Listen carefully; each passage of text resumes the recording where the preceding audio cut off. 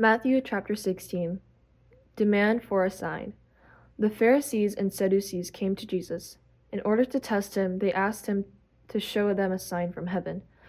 But he replied, "At evening you say, 'It will be nice weather because the sky is bright red.' And in the morning you say, 'There will be bad weather today because the sky is cloudy.' You know how to make sense of the sky's appearance, but you are unable to recognize the signs that point to what the time is. An evil and unfaithful generation searches for a sign, but it won't receive any sign except Jonah's sign." Then he left them and went away. Yeast of the Pharisees and Sadducees. When the disciples arrived on the other side of the lake, they had forgotten to bring bread. Jesus said to them, "Watch out and be on your guard for the yeast of the Pharisees and Sadducees." They discussed this amongst themselves and said, "We didn't bring any bread." Jesus knew what they were discussing and said, "You people of weak faith, why are you discussing among yourselves the fact that you don't have any bread?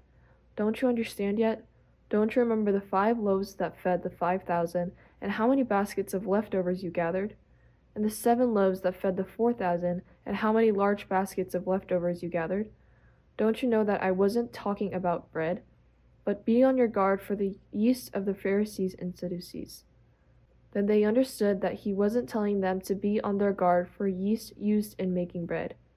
No, he was telling them to watch out for the teaching of the Pharisees and Sadducees. Peter's declaration about Jesus.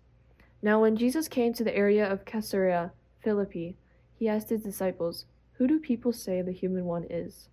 They replied, "Some say John the Baptist, others Elijah, and still others Jeremiah or one of the other prophets."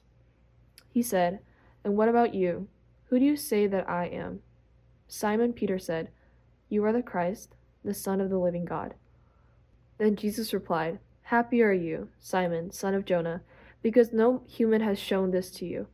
Rather, my Father who is in heaven has shown you. I tell you that you are Peter, and I'll build my church on this rock. The gates of the underworld won't be able to stand against it.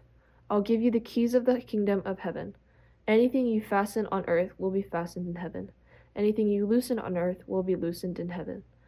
Then he ordered the disciples not to tell anybody that he was the Christ.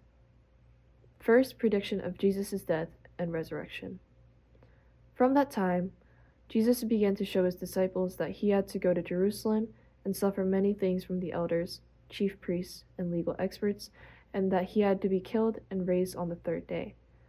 Then Peter took hold of Jesus and, scolding him, began to correct him. "God forbid, Lord, this won't happen to you." But he turned to Peter and said, "Get behind me, Satan. You are a stone that could make me stumble, for you are not thinking God's thoughts, but human thoughts." Saving and losing life.